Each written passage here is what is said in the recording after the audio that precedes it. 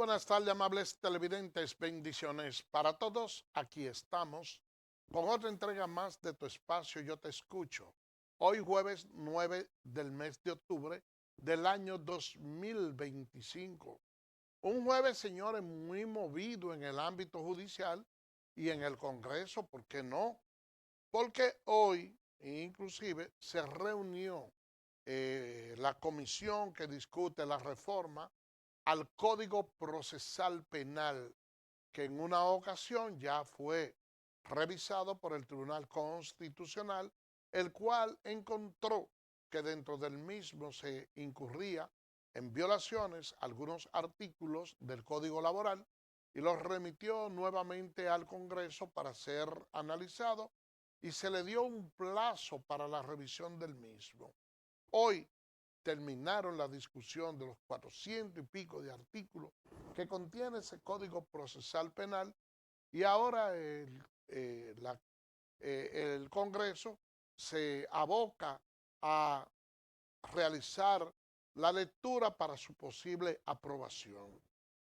De no lograr ponerse de acuerdo, entonces eso implicaría que habría que reintroducir nuevamente la pieza y la República Dominicana entonces se quedaría sin ese código procesal penal que es de mucha importancia para el país. Ustedes saben, señores, que la justicia es el pulmón de la sociedad. Y cuando nosotros tenemos leyes que son frágiles, que se tornan difícil para su aplicación, entonces le dejamos un campo bastante abierto a la delincuencia, porque hay principios jurídicos que establecen que cualquier pena resultaría nula si no está contemplado en una ley que la justifique. Y hablando justamente de la ley, si debe de justificarse o no las sanciones, nosotros debemos de reconocer que hemos tenido un atraso bastante amplio en lo que es todo el sistema legal que opera en nuestro país en los diferentes ámbitos. Y hay que destacar, y de esa parte muchos estamos conscientes de que hemos reducido la capacidad en el Congreso de personas que tengan quizá esa expertise para de una forma u otra sacar al país del atolladero en que se encuentra, porque las últimas elecciones han enrostrado y han permitido ver que los diferentes partidos del sistema han optado por llevar como representante al Congreso una serie de personas que realmente no reúnen la capacidad intelectual como para estar ocupando unos cargos tan importantes como eso. Lo que sucede es que anteriormente uno criticaba los partidos, los diferentes partidos en su base democrática y entendíamos que hacer el señalamiento de dedo por parte de esos partidos políticos significaba una coartación al ejercicio democrático del país. Pero ¿qué sucede, señores? Que cuando eran los partidos que señalaban los candidatos que ellos entendían que eran los idóneos para representarnos en el Congreso, aunque se hacía de dedo, se tomaban siempre personalidades ilustres que tenían o que reunían cierto intelecto y tenían una corriente de pensamiento y sobre todo de actuaciones muy apegado a la ética que por lo regular siempre eran buenos legisladores. Esto es tanto así que la mayoría de los que han ocupado cargos importantes, incluyendo la presidencia de la República, entre otros cargos elegibles, la mayoría fueron en un momento determinado, formaron parte de la Cámara de Diputados o fueron senadores, personas que hoy tienen una investidura bastante buena dentro del campo político. Pero ¿qué resulta? Que en la medida que se ha ido democratizando el país, se ha entendido que con un voto preferencial le quitan a los partidos la posibilidad de escoger ellos a la figura y que personas que vengan de ciertos sectores marginados tienen la posibilidad también de llegar a ocupar cargos importantes siempre y cuando ellos puedan agenciarse sus propios votos. Desde ese punto de vista entendemos que fue loable la acción de que exista el voto preferencial, donde cada quien busca el candidato de su preferencia. Pero ¿qué ha sucedido? Que la vida política ha sido impactada bastante fuerte y que muchas personas no confían en los actores políticos del momento y eso lo reflejan la mayoría de las encuestas y la mayoría de las votaciones, donde encontramos una amplia abstención de personas que prefieren sencillamente no votar por nadie, porque no confían en los políticos que tenemos. Entonces, ¿qué sucede?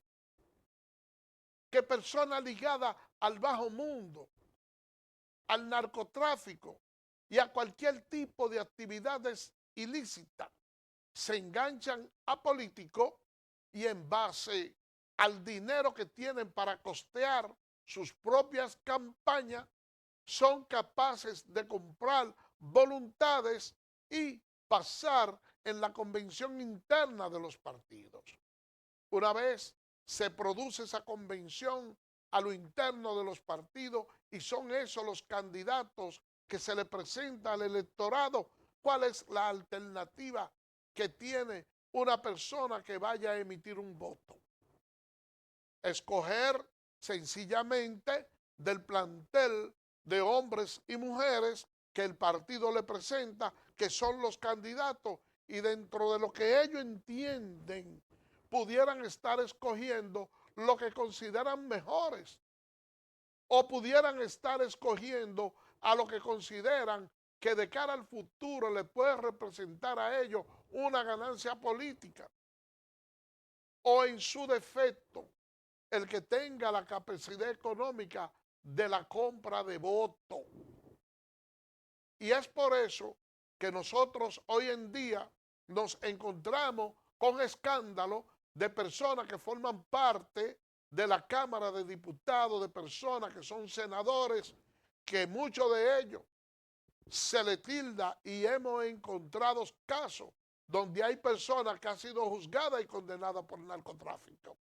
Pero también vemos el caso de legisladores, de diputados que han estado envueltos en escándalos por aberraciones sexuales, como también hay otros que se han dedicado a realizar negocios turbios, ligados, acusados de estar ligados al narcotráfico.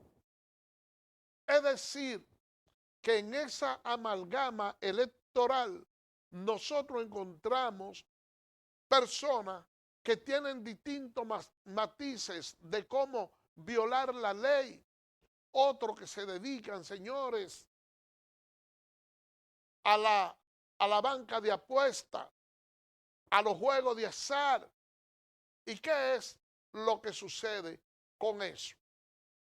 Que cuando uno se va al Congreso, si quiere combatir el narcotráfico, nos encontramos con diputados que el narcotráfico hasta cierto punto lo ha permeado y tienen ahí su influencia.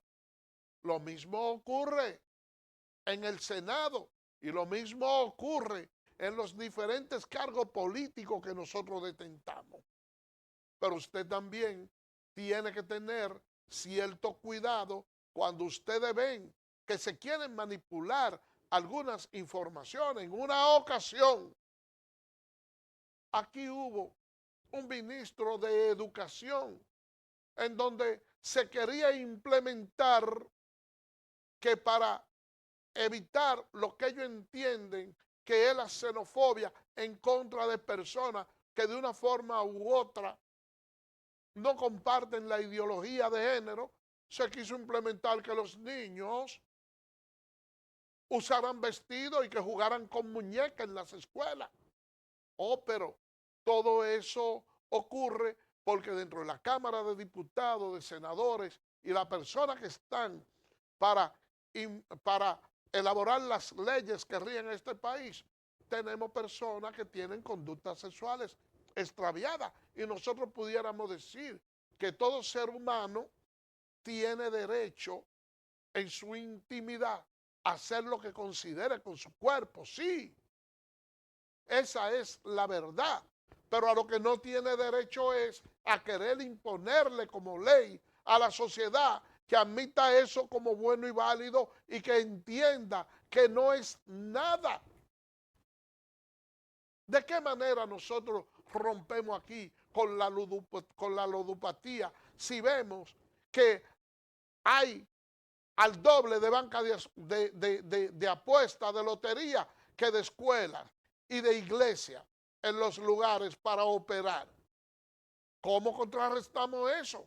Si tenemos el Congreso y la Cámara, el Congreso de manera completa, Cámara de Diputados y también senadores ligados al negocio de la banca de apuestas.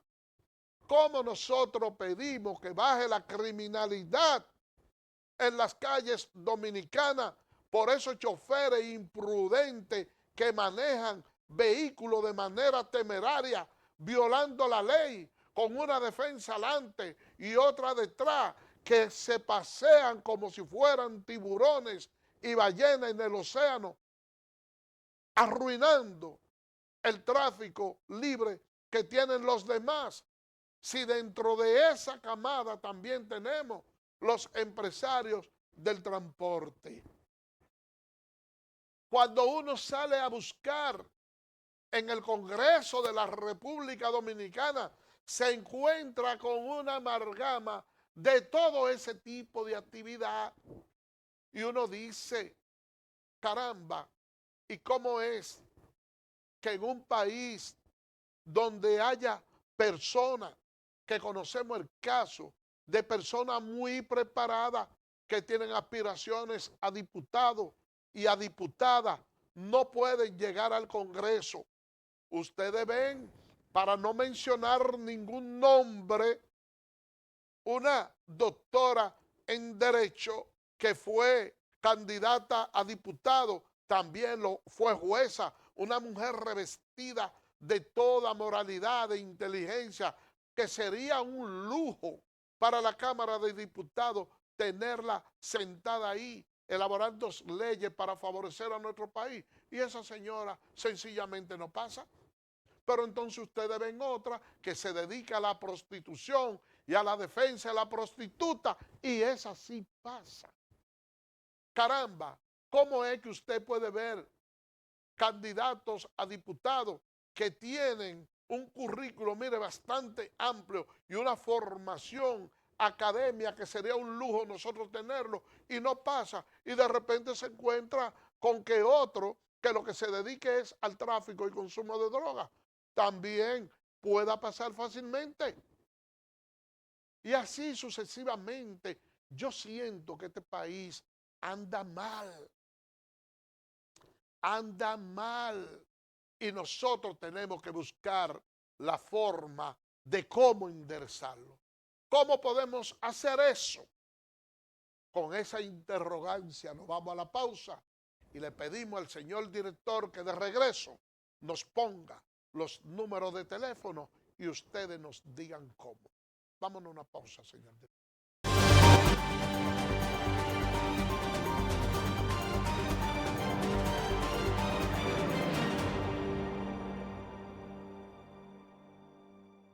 Eres experto haciendo que todo sea simple y funcional, acortando las distancias, llegando a donde te esperan,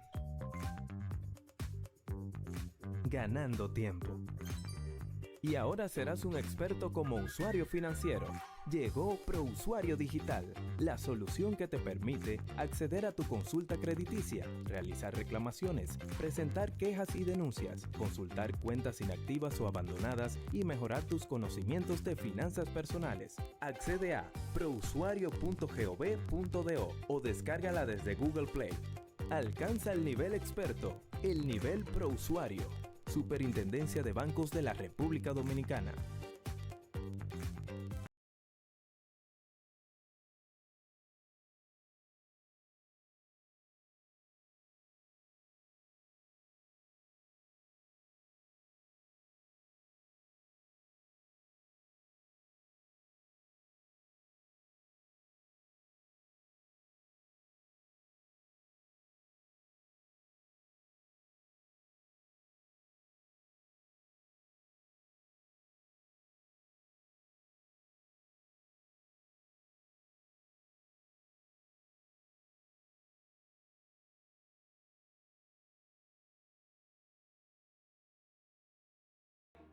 Edesur pone a tu disposición el teleconsumo, una herramienta en la que puedes monitorear el consumo de la energía eléctrica en la forma en que prefieras, diario, semanal, quincenal, como tú entiendas. Para poder recibir la proyección de tu factura eléctrica, solo tienes que enviar un correo a miconsumo@edesur.com.do.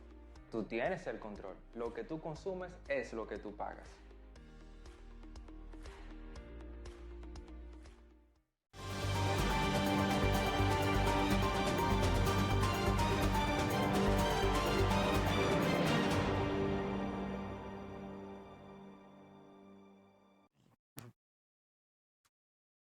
Gracias por permanecer con nosotros. Mire, en el día de hoy estaba prevista conocerse la medida de coerción de 11 agentes policiales que presuntamente participaron en la muerte de 5 jóvenes en la Barranquita de Santiago. La medida se aplazó porque algunos de los imputados no tenían los presupuestos para presentarlo ante la justicia y se le dio una prórroga y se pretende conocer nuevamente el martes. Ese caso, señores, debe llamarnos poderosamente la atención a nosotros los dominicanos por múltiples razones. Uno ve cómo en el país hay una espiral de violencia, cómo la delincuencia también se ha estado fomentando bastante. ¿Y dónde está el consuelo de la población? Nosotros como ciudadanos, si vamos transitando a altas horas de la noche o estamos en un lugar solitario que consideramos inseguro, si vemos una patrulla de la policía, eso se constituye para nosotros en una manifestación de tranquilidad, porque uno dice, bueno, ahí están los agentes del orden, las personas que están para cuidarnos. Pero cuando la imputación de los casos se cierne en contra de aquellos que están para cuidarnos, entonces decimos que estamos en un estado de emergencia. ¿Y por qué yo le digo que estamos en un estado de emergencia? Porque para nadie es un secreto que a la Policía Nacional y los miembros de las Fuerzas Armadas casi siempre han tenido unos salarios deprimidos que no le permiten mantenerse y mantener su familia a raíz de que han venido algunos gobiernos democráticos democráticos y modernos. ¿Por qué yo hago el paralelismo y digo de gobierno democrático y moderno? Bueno, porque en los tiempos de Trujillo, ser guardia o policía le permitía a la gente tener un estilo de vida que estaban por encima de los estándares de pobreza que tenían el común de los ciudadanos. Eso lo llevaba a ellos a tener una posición hasta cierto punto de respeto porque querían garantizar el salario y la posición que ocupaban. Todavía a principio de los gobiernos del doctor Joaquín Balaguer, bueno, los policías detentaban un salario que si no era una cosa del otro mundo, por lo menos cubrían más allá de lo que era el valor de la canasta familiar. Por eso es que esos gobiernos podían darse el lujo de sacar y de meter dentro de la institución a personas que fueran idóneas para ocupar esos cargos y sacar las manzanas podridas de la institución. Pero eso luego vino en un sistema de degradación donde los agentes policiales se veían obligados o no obligados, se veían en una situación que los salarios que ganaban eran sueldos cebolla, como dijo una vez un cabo por ahí, que cuando los recibían lo que les salía eran lágrimas porque no encontraba qué hacer con el dinero que ganaba. El presidente Luis Abinader tuvo como promesa de campaña un capítulo en el cual él decía que de ganar la presidencia los agentes policiales iban a devengar un salario superior o igual a lo que es el equivalente de unos $500 y esa promesa se ha convertido en realidad. Pero no obstante a la promesa hecha por el presidente, también se ha implementado un programa de reforma policial que, si bien es cierto, los resultados no pueden verse de un día para otro y sugiere que haya cierto tiempo para esa metamorfosis, no menos cierto es que la población a veces se siente desilusionada porque entiende que el paso va más lento de lo que nosotros esperábamos. ¿Y por qué yo digo esto, señores? Miren, ese caso de la Barranquita de Santiago, en donde hay envueltos unos 11 agentes policiales, debe llamarnos a preocupación.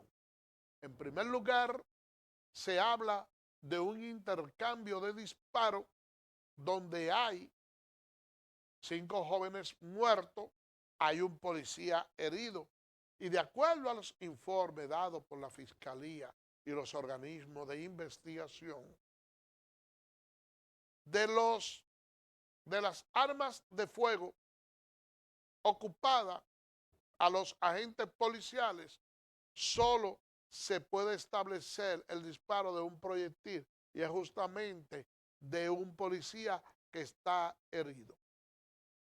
Pero después son unas armas que, conforme a los informes que se dan, no se corresponden con los miembros de la Policía Nacional, al menos eso es lo que dicen los informes. Y que hay personas dentro de ellos que no se le conoce haber tenido arma de fuego en otro momento, pero la verdad es que de acuerdo a las informaciones que dan familiares de uno de los muertos, hay un elemento que es muy perturbador. ¿Cuál es el elemento perturbador que yo quiero destacar aquí? Y es que la policía, en procura, según los familiares de las víctimas, de manera irregular y haciendo un uso abusivo de la autoridad, bueno, pues incautaron las cámaras de video que hay por ahí y recogieron las evidencias del caso, lo que implica que ahí hay una manipulación de las pruebas. Pero ¿qué resulta? Que también por parte de la policía, según la familia de la víctima, también se llevaron algo que puede formar parte de la evidencia de ellos, y también se llevaron de parte de ellos las documentaciones y la cartera. ¿Qué dice uno de los familiares de la víctima? O que la tarjeta de crédito de uno de los muertos fue utilizada. Hoy, si la policía es quien se encarga de hacer la requisa y toma todas las documentaciones y la cartera de las víctimas, supuestamente para una investigación, ¿cómo es que entonces pueden utilizar la tarjeta privada y sacar dinero de uno de los muertos? Yo pienso que, de ser así la información, como dice esa señora, hay una trazabilidad que pudiera servir de hilo conductor para ver quién fue que hizo uso de esa tarjeta de uno de los muertos. Entonces, señores, habría que aplicarle todo el peso de la ley a esa persona. Pero ¿cómo puede ser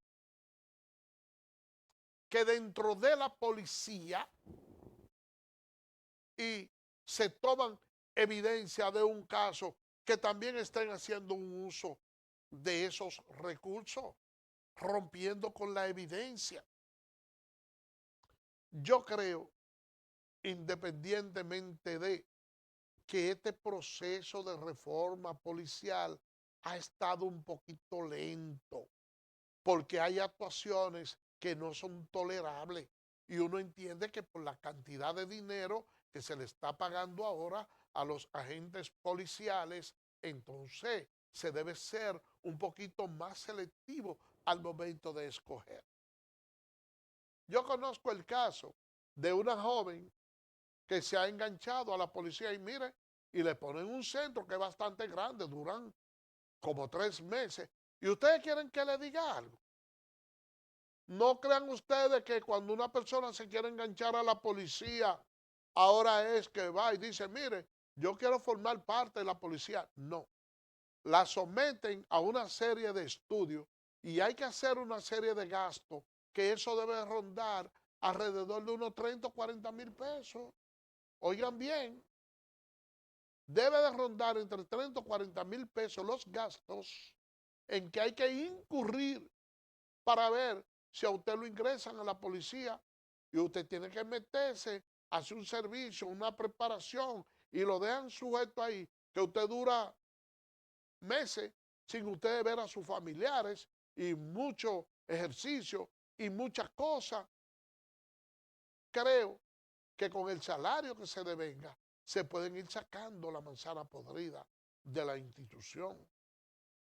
Entonces, hay que tener mucho cuidado con esa parte.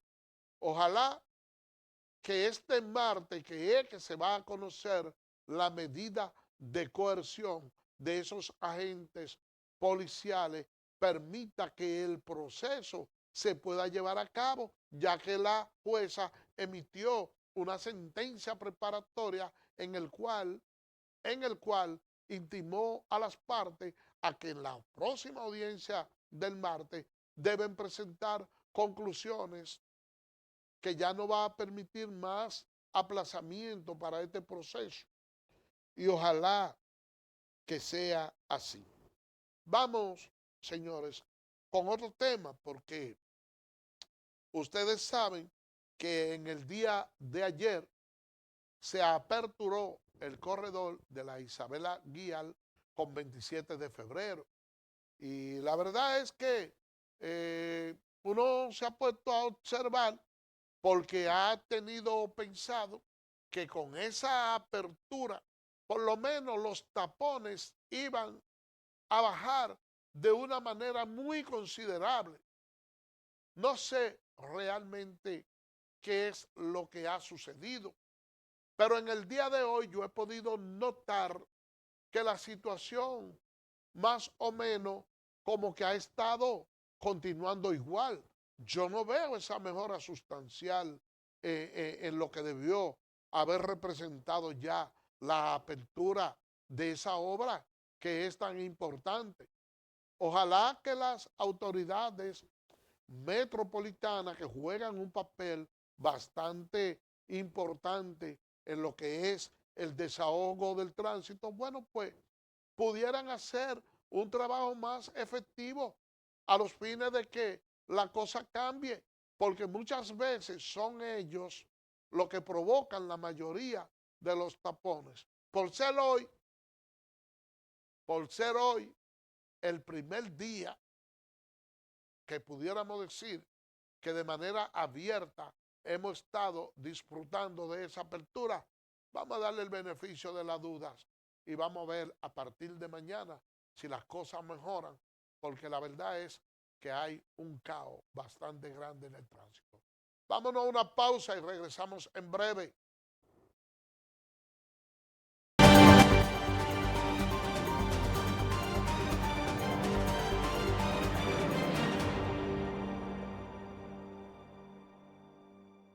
Eres experto haciendo que todo sea simple y funcional, acortando las distancias, llegando a donde te esperan, ganando tiempo. Y ahora serás un experto como usuario financiero. Llegó ProUsuario Digital, la solución que te permite acceder a tu consulta crediticia, realizar reclamaciones, presentar quejas y denuncias, consultar cuentas inactivas o abandonadas y mejorar tus conocimientos de finanzas personales. Accede a prousuario.gov.do o descárgala desde Google Play. Alcanza el nivel experto, el nivel ProUsuario. Superintendencia de Bancos de la República Dominicana.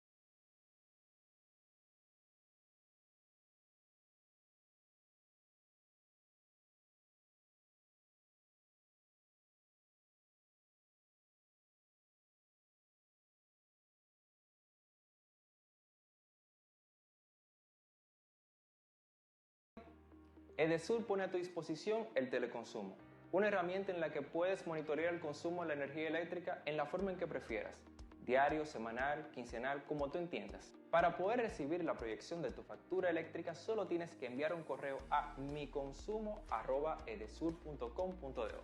Tú tienes el control, lo que tú consumes es lo que tú pagas.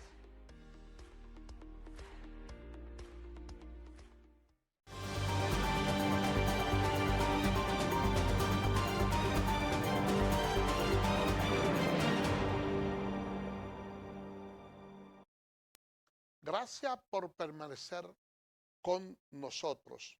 Mire, todavía no hay ni un detenido por los 3 muertos que se registraron en Santiago de los Caballeros. Eso debe llevarnos a preocupación, porque nosotros estamos viviendo en unos tiempos modernos donde la inteligencia artificial juega un papel bastante importante y donde nosotros tenemos los métodos que no teníamos antes como herramienta para tener una trazabilidad de cualquier acto cometido por una persona delincuente. Y la verdad es que hay mucha violencia en Santiago. A mí me da la impresión de que aquí hay ya una corriente muy fuerte donde el crimen organizado está tratando de hacer raíces, al igual que como se utiliza en Colombia, como se utiliza en México. Cuando uno ve la muerte de esos jóvenes, también de 2 que iban en una motocicleta, que habían salido de hacer ejercicio y los matan y no les roban ninguna de las pertenencias. uno dice, bueno, la situación anda mal.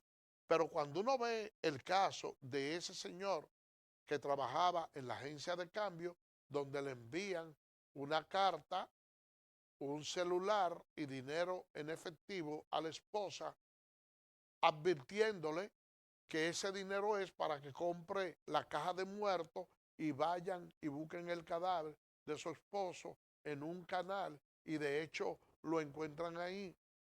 Señores, el que ha visto narconovela de esas mexicanas o de esas colombianas se da cuenta que así es que actúan los cárteles de droga y a veces no hay como esa trazabilidad como para usted poder dar con el paradero de esos delincuentes. Entonces, hay que tener mucho cuidado con eso. Aquí, en la República Dominicana, tenemos un problema bastante serio. Y yo no quisiera, señores, que con esto que voy a decir, entiendan que uno tiene una postura de ataque a lo que es nuestro vecino país de Haití.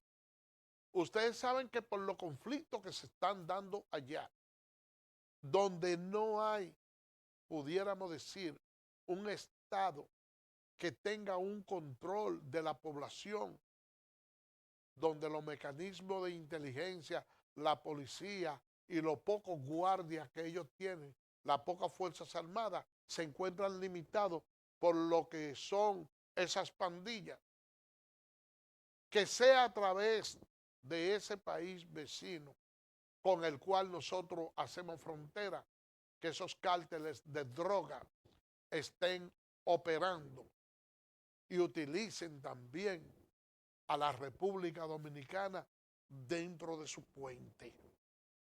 Ya hubo una denuncia de que aquí en el país habían personas que formaban parte del cartel de Sinaloa operando en la República Dominicana y esa parte fue desmentida por el gobierno, pero los acontecimientos que están ocurriendo en los últimos días deben movernos a ciertos niveles de preocupación.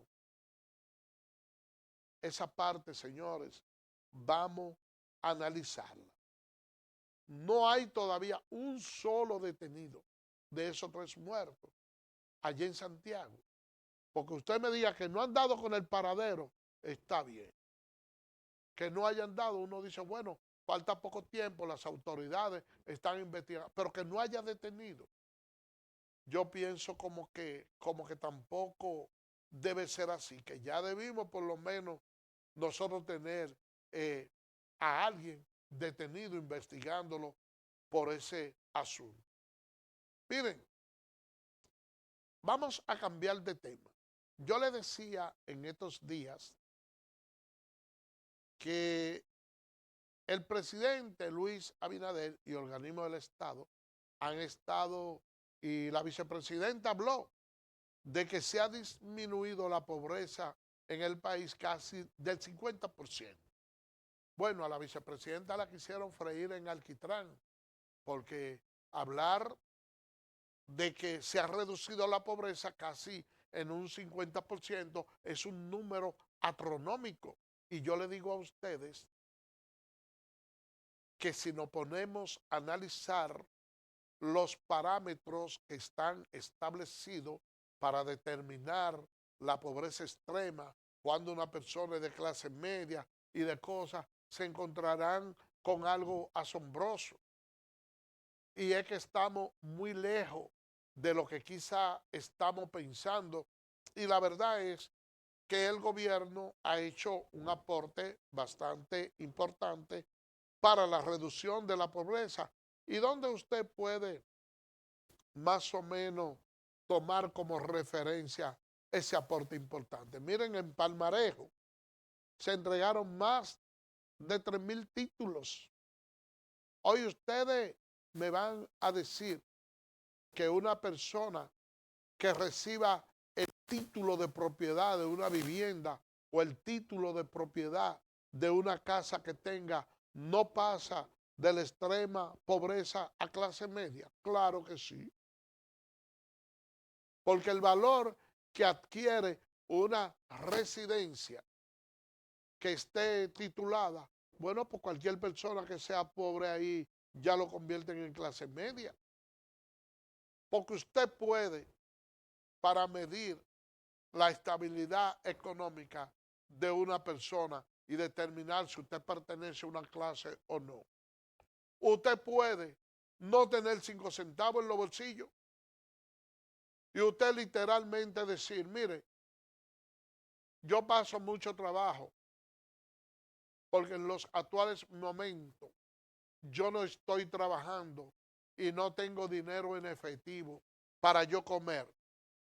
Pero si usted en propiedades tiene con qué hacer 10, 15 o 5 millones de pesos, entonces usted no me va a decir a mí que usted es pobre aunque no tenga liquidez. Y esos planes de titulación le cambian la vida a la persona y son muchos los títulos que se han dado últimamente. Donde yo entiendo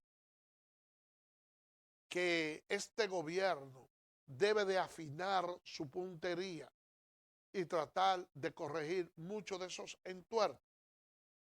En el caso del agua potable, mire que el presidente entregó esos títulos allá en Palmarejo. Sin embargo, la población le ha estado exigiendo el servicio de agua potable.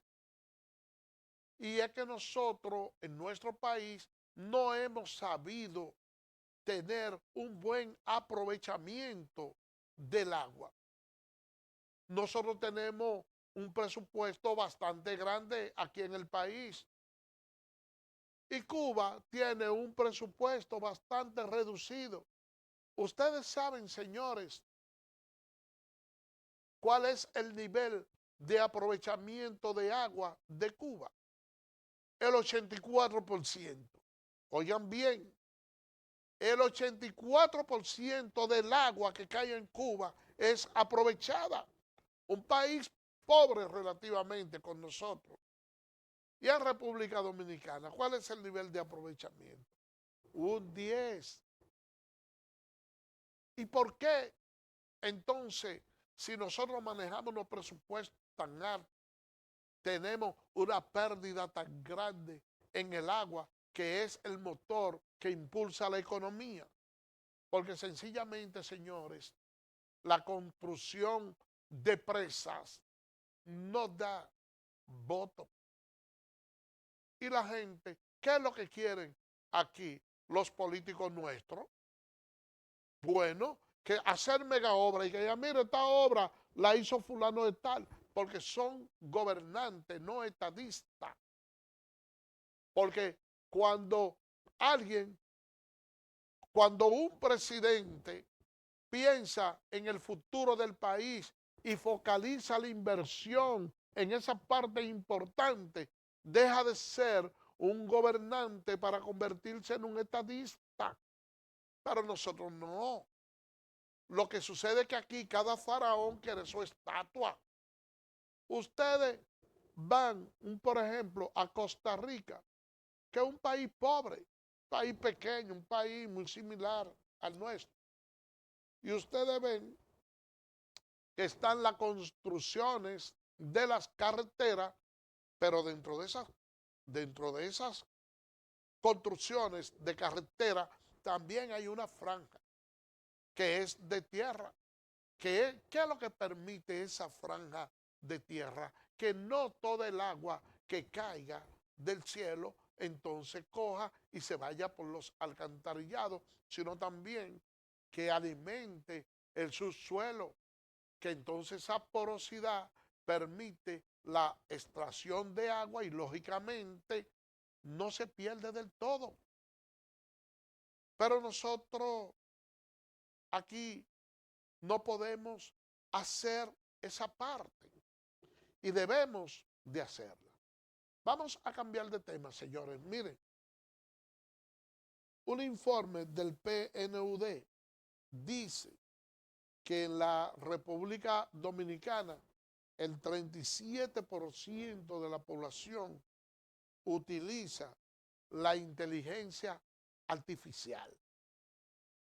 Y la verdad es que nosotros aquí en el país gozamos de un privilegio que es sobre todo por la ubicación geográfica que tenemos.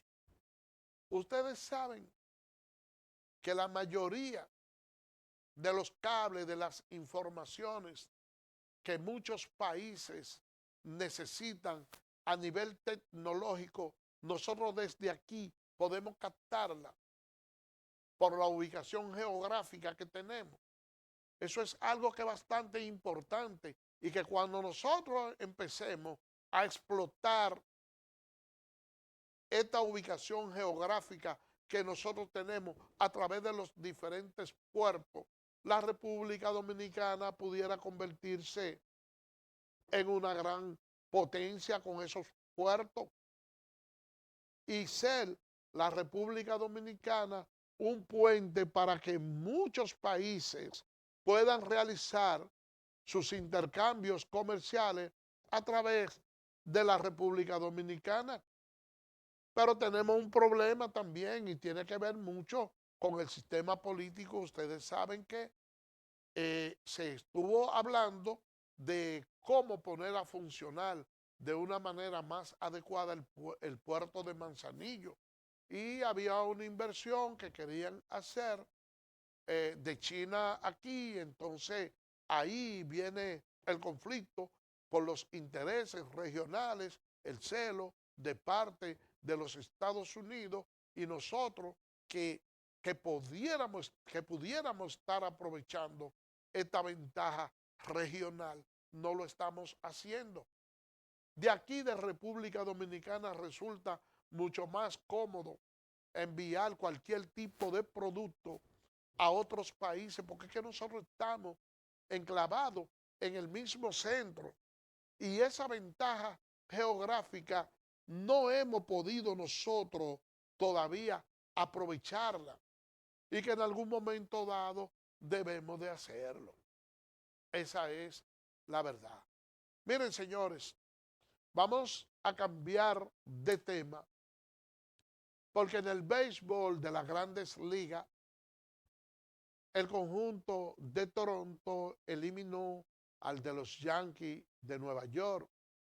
Hoy continúan dos series en la Liga Nacional. El conjunto de Arizona estará jugando. También el conjunto de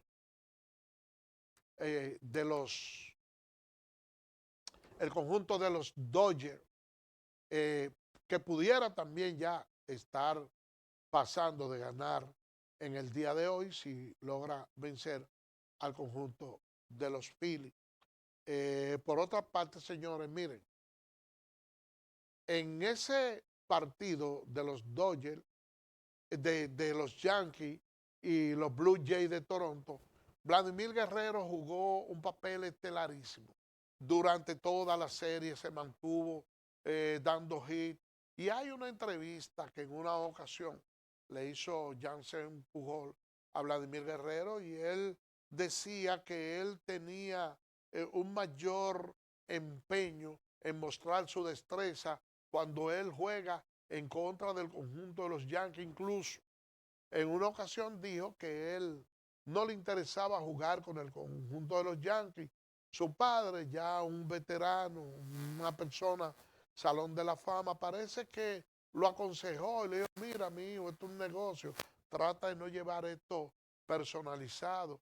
Y él hacía alusión de que en una ocasión, él cuando su padre jugaba para el conjunto canadiense, los Expos de Montreal, que fue objeto de que se le hiciera una acción discriminatoria por parte de uno de los ejecutivos de los Yankees, aunque no mencionó el nombre, y él se quedó como con esa espinita. Y esa espinita es que lo ha venido motivando a él a tener una actuación tan destacada como lo ha hecho con el conjunto de Toronto y los Yankees de Nueva York.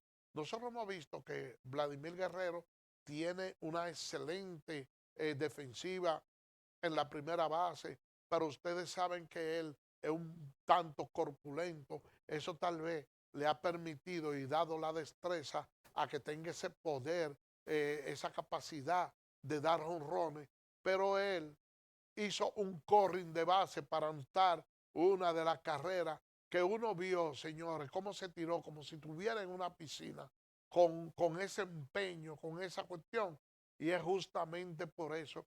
Eso es una reflexión para que uno en un momento determinado trate de ver de qué manera se comporta a veces con otras personas, de no herir a los demás.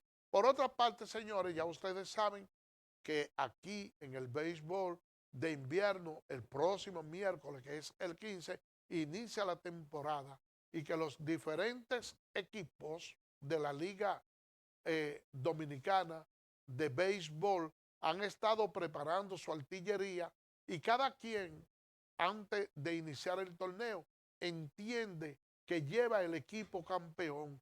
Y la verdad es que las integraciones han venido bastante temprano de los diferentes equipos y yo pienso que este año la mayoría de los conjuntos va a debutar con una cantidad de peloteros que hasta cierto punto pudiéramos decir que son unas alineaciones regulares para brindar un buen espectáculo. Señores, por el día de hoy hemos llegado al final. Será mañana, Dios mediante, cuando estaremos con otra entrega más de tu espacio. Yo te escucho. Así que, bye bye.